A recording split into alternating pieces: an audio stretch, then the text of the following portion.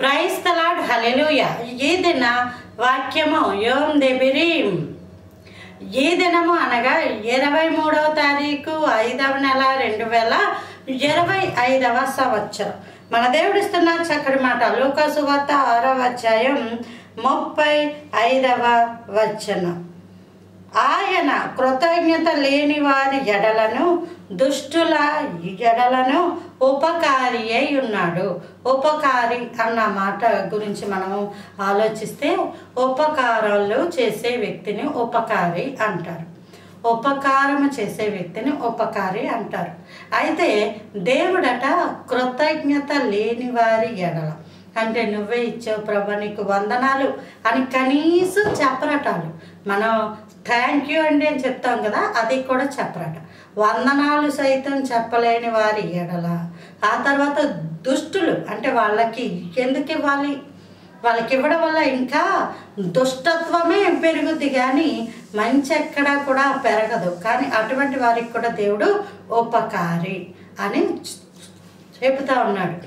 ఇప్పుడు ఎలాగో దేవుడు ఉపకారి అయ్యాడు అంటే అక్కడ రాయబడి ఉంటుంది, కాబట్టి మీ తండ్రి కనికరము కలవాడై ఉన్నట్లు మీరును కనికరము కలవారై ఉండుడి.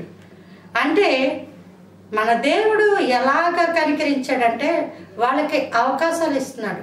ఇదే చివరి అవకాశం, ఇదే చివరి అవకాశం, ఇదిగో చూడు, ఇదిగో చూడు అని చెప్పి చూస్తా ఉంటుంటాడు. అయితే వాళ్ళు ఆ కార్యాల ద్వారా దేవుని మహిమను దేవుని ప్రేమను తెలుసుకుంటారు అన్న ప్రయత్నం, కానీ వాళ్ళు తెలుసుకోకుండా ఉంటారు. కానీ ఒకానొకప్పటికి ఎప్పటికైనా సరే దేవుడు ఇవన్నీ వాళ్ళకు చూపించి కార్యాలన్నీ చేసింది నేనే అని చూపిస్తూ ఉంటుంటాడు.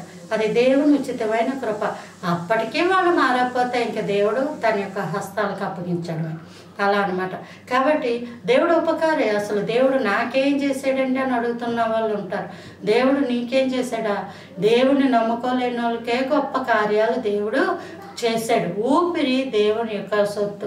దేవుడే నాసికారంధ్రంలో తన ఊపిరి విడువగా అది జీవాత్మయి మనం జీవించి ప్రాణి అయ్యామని బైబిల్ గ్రంథంలో ఉంది.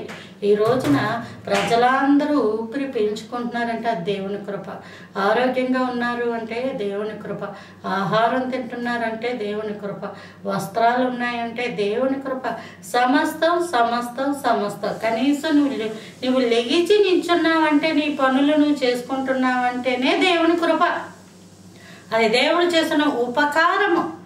కాబట్టి ఆ ఉపకారాలు అన్నిటి బట్టి నీకు వందనాలయ్యా, నీకు వందనాలయ్యా అని చెప్పడం దేవుడి కృప. ప్రైజ్ లార్డ్ అమ్మా.